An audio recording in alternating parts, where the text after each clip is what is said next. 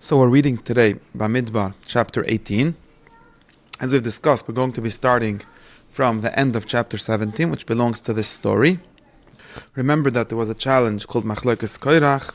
When Korach was destroyed by being swallowed up in the earth, that didn't help. The people still complained. They said, Atma mitem es am Hashem. You've killed the God's people. And then therefore, there was a Magaifa, people started to die. That was solved by the tithes. And then Hashem created another sign, besides for the sign of Korach being swallowed up in the earth. There was another sign, which is the stick of Aharon blossoming, which showed that he was the chosen one. So now, what happens is that the people agree. So they already see that, okay, Aharon is the chosen one. But they're still not happy. They realize that, okay, one is the chosen, but it seems like anyone that tries to challenge it, or anyone that's not authorized, that goes even close to the Mishkan, or touches or brings Ketores in the wrong way, or anything very minor, seems to be endangered. And they're not happy with this. And this is, I think, one more way of complaining. Like, this is not fair, this is not okay. Okay, you know something, we agree that Aharon was chosen, but why this extreme? Like, there's something where people don't accept the extreme level of hierarchy, the extreme level of, okay, but everyone else will die if they come close. This is not okay. And this is what they say. The Bnei Yisrael tell to Moshe, we're all died, we're all lost, we're all being destroyed. Anyone who coming close to Hashem's Mishkan is dying. Are we finishing to die? No, this is going on. Everyone is dying. So one is dying because they explicitly challenge. Another person is dying even without explicitly challenging, just for saying Atma mitem b'sam Hashem, and so on. And the response, there's really two parts of the response, I think. But let's say first response, or the main part of the response, is that you will stop to die. And I think that what this should be read as is that this means that the people agree to this other responsibility of the Kohana. The Kohanim have this new responsibility now, which is that it's their job to make sure not everyone else dies. Now, we've already seen this earlier. It's not the first time that this is said. But obviously they didn't agree with it yet, right? Because the people are still complaining about the existence of this hierarchy and the existence of anyone coming close dying, any stranger, azar, and so on. So now that they've had this complaint, that they have this request, so now we have them themselves sort of responding to Aharon and like complaining to Moshe, and then getting the response, okay, you know what? For you, in order to save you, we're going to put the punishment, so to speak, on the Kohanim. In other words, it will be their job to protect their own status, right? So before that, people will say, okay, it's the Kohanim that are protecting their status, and therefore they don't let us go. No, it's the Kohanim protecting you from dying from the Mishkan. That's how this story frames this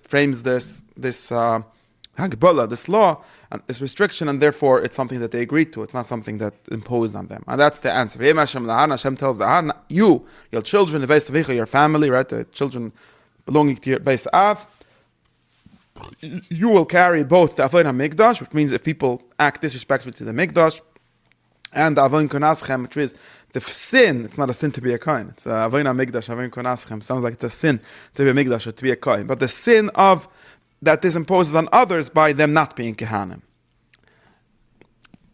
Now, not only will you, now, this is very explicitly also the whole context of Sefer Bamidbar having very much to do with the Leviim, which are the next level of protection, the next level of hierarchy after the Kohanim. So it says, not only the Kohanim, what happened there? Not only the Kohanim will be in charge, will be carrying this in, will take their responsibility to make this distance of the people and the Mishkan and the Kohanim. Also the Leviim, v'yilovu alecha, that's a play on the word Levi. Levi means someone who will accompany you to serve you, and also serve your children, serve all of you in front of the oil. They will keep your watch, they will watch your watch, the watch of the oil. But even the Levi, and this of course responding to Korach, who was a Levi, but instead of being the Levi who serves as the intermediary, as the thing that blocks off the people from the Kohanim, and themselves also is not allowed to go into the space of the Kohanim, Korach wants to take the Kohanim. But now it's saying, no. So again, just like the people are sort of accepting that the Kohen is protecting them from themselves, the Levi also is protecting the people, the Mishkan from the people, and protecting themselves, or protecting the Kohanim from themselves. So they're watching the oil, which means like the outer court.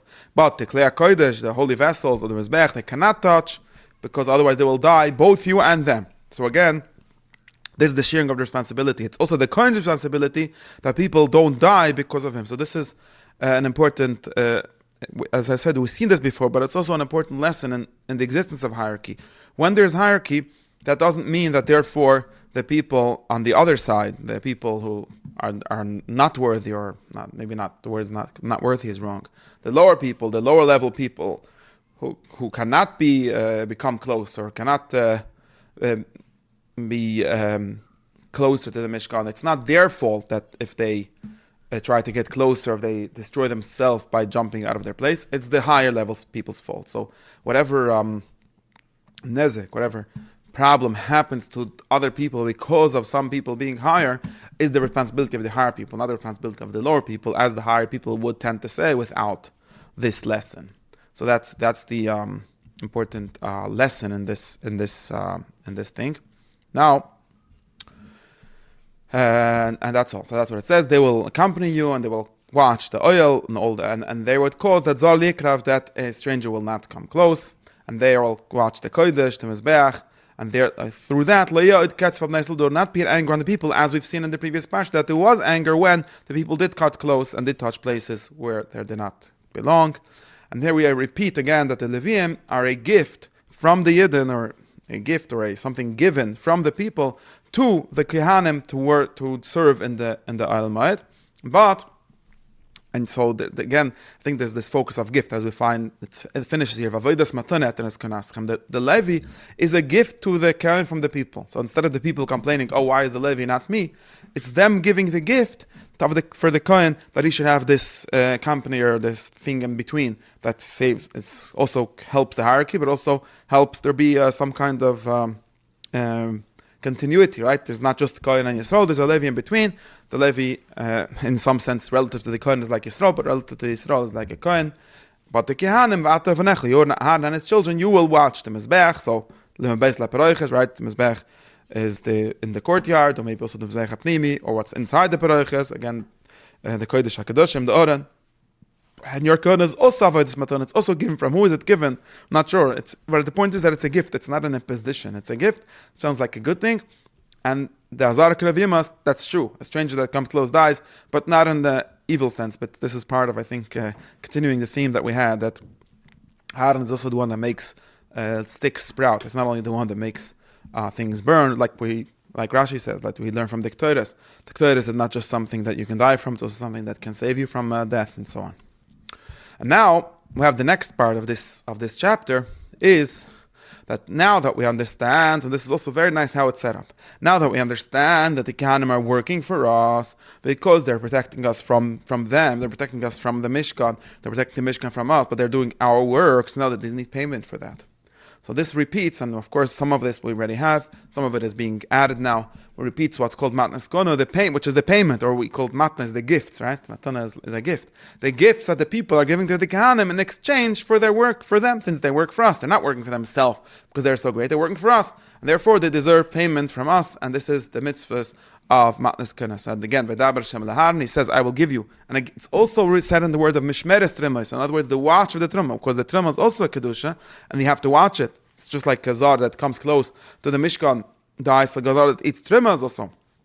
So, and whose job is it to watch the terumah and to make sure that it gets to him and he's the one that eats it? It's the Kohen's job again. So, the Chonis, I give you mishmeres terumas, the watch of my terumah, for all Kachim and Israel, all kinds of terumah, all kinds of things that they sanctify to me, will be given to you. Lamashcha means something like for greatness, it's part of your greatness. And for your children, Chak Olam, it's going to always be this way. And it goes through now all the things that they give, a very clear list of all the things the Kohanim get, but all of them work in the same way. So the first thing goes through what's Kodesh HaKadoshim and Ha'esh, the karbonas that are burnt on the Mizbeach, the parts that they give, any karbon, any mincha, any chatas, any asham. These are Kodesh HaKadoshim, right? The parts of a chatas, a asham, or a mincha that the Kohen eats, right? The oil does nothing to eat, so it's not relevant. Asham Shivuli, we see Asham is something that returned. That has to do with what we discussed. I don't remember if we had a class in Vayikra that the difference between Chatas and Asham is that Asham has the aspect of repayment. It's not just a carbon to atone for you. It's also in some sense like a repayment. Some Ashams are literally have repayment going along with them. But even if not, it's something that gets paid back. In any case, that's called Kodesh Kedoshim. That's eaten. It's eaten by Kodesh Kedoshim, right? Not literally in the Kodesh Kedoshim, but it has to be eaten by Kodesh, which means in the Azara.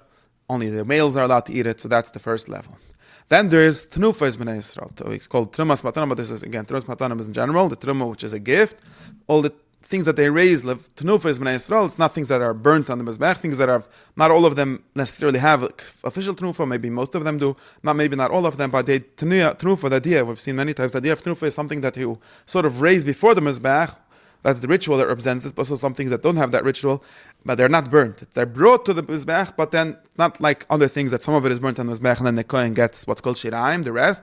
It's just brought, but then, like symbolically brought to the Mizbech, then the Kohen takes the whole thing. And this is not only for the male Kohen, it's also the Nesecha for the daughters, because daughters can eat this. Also, Kol Tor B'Vais Chasod. There's a difference between Kodesh and Tor here. If you're holy, only a Kohen, male Kohen who does the Avodah has the Kedusha of a Kohen. But a woman Kohen, a daughter of a Kohen, can also be Tor. In other words, if she's not impure, if she's not like all the list of impurities that we learn in the Sefer Vayikra, if she's not one of those terumas, then she could eat it as long as she's part of the Kohen's household. And that includes Chelev Yitzar, from the oil, from Tiresh V'Dagan, from grain, from grapes, the beginnings, the reishes that are given to Hashem, goes to you. Same thing, Bikure, right? These are livestock, animals. Over here, that's what it seems like. We sometimes read Bikurim as fruits also, but here it seems like there's reishes, which is the beginnings of the three main kinds of agriculture, and then Bikurim, which is the beginnings of, I think, Bikurim called like Bechorim. I think Bikurim and Bechorim are the same thing, but soon we're going to talk about Bechorim, so I'm not clear. In any case, also, I bring to you, this is anyone can eat it, called Toeh B'Vaischa. Same thing called Chayrim B'Yisrael. Chayrim means, we've learned, that someone just gives something to the Beis Mikdash, to the Kohana, doesn't matter what or wow, that's called the Chayrim. It also gets to the Kohen. And the same thing is every firstborn called Bet Rechem, both a man, both of a human, both of animals. Of course, the man's gets Pidyon Aben, as we've already discussed. Behemoth Tameh, the same thing. And how does it get Pidyon? Pen Chodesh Tivde Berkech, and its amount, and it's the set amount, like Erech. This happens to be the Erech also, but the set Erech, which is 5 shkolim of silver, 20 geira. But kosher animals, so that's what happens for humans or non-kosher animals, who you can't shecht, you can't eat. Of course, both of these, for opposite reasons. A human being, there's Kohen can't eat, but an impure animal, he can't eat either. For opposite reasons, both of them have a pidyon. Watch which ones don't have a pidyon, b'chol shoyr or kesev ayis, which are the kosher animals. They do not nifda, they're kodesh. What do we do with them? They become a carbon also. They throw their blood on the mizbech, their chaylev gets, their fats get burnt on the mizbech, and then their meat goes to the Kohen, is like chazei atnufa kshoy kamin. Just like the Kohen gets a chazei atnufa and the shoy kamin from Evi Shlomim, he gets the whole b'chol. And then there's one more thing. I think this is maybe just a general pasuk called terumas hakodeshim. All the things separated for holiness that they didn't give to Hashem, they're all to you, for your children. And it finalizes with this word bris melech oilami. It's a salt covenant. Apparently, salt is something that keeps meat fresh. So a lot of the gifts here are meat, but sometimes they're not fresh. And in a similar way, someone might think that this covenant is like, okay, it's like sometimes also a covenant is something like, remember, one big way of making a covenant is eating a meal together, having a zevach.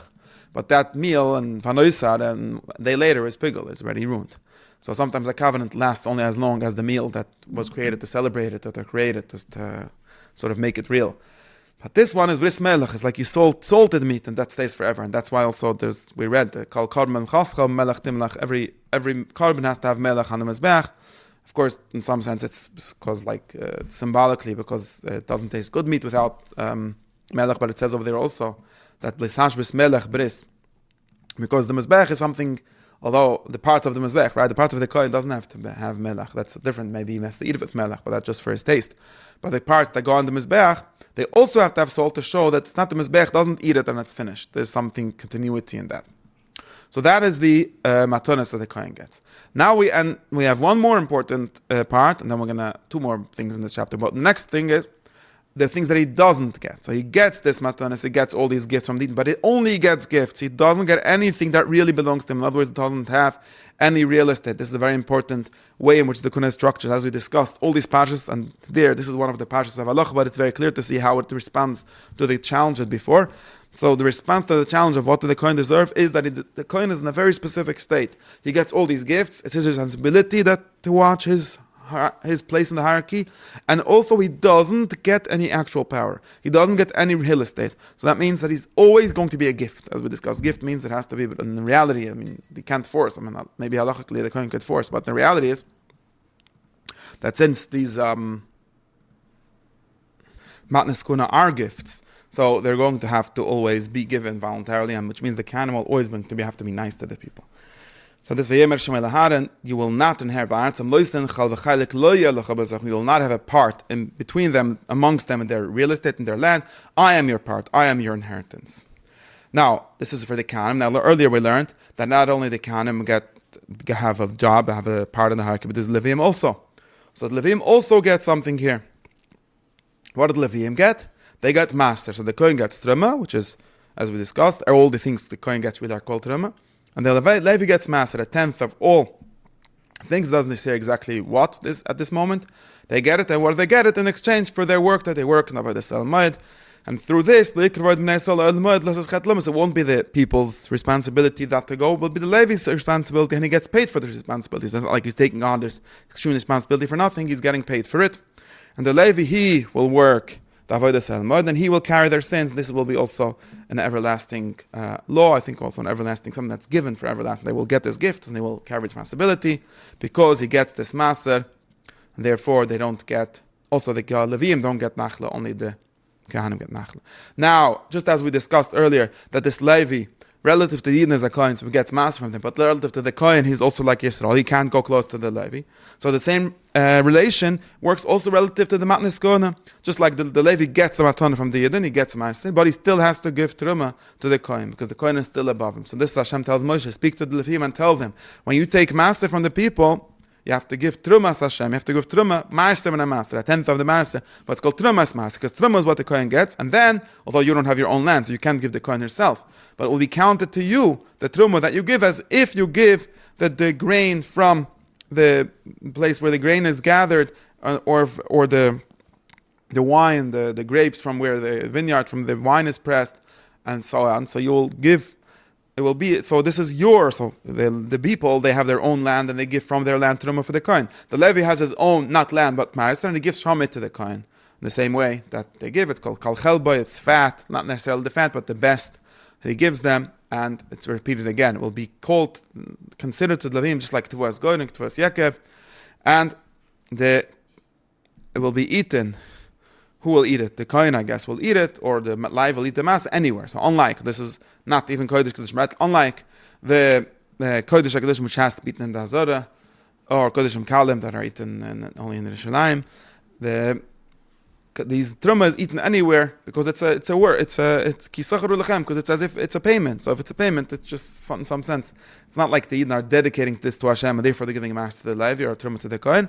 It's more like what we call Mammon Kohen. It's given to the Kohen because it's his job. He has to get paid for his job. So therefore, it's considered less kodesh, the terumah itself. And repeats again, I don't know how many times to repeat, if the Levi will give this terumas ma'aser to the Kohen, he will not have a sin. Otherwise, there's something imbalanced in this whole relationship, because the Kohen carries the sin of the Levi, and the Levi carries the sin of the Yidden, and they all carry each other's responsibility for lower than them. But if they don't get paid, then they're going to have to carry their own sin. So the Leviim have to respect the Kodshim of Israel and not die, and then the Kohen respected Leviim's Kodshim and so on. And this is the organization of the whole structure of who is responsible for who, and who is higher level than who, so to speak, and who gets paid by who.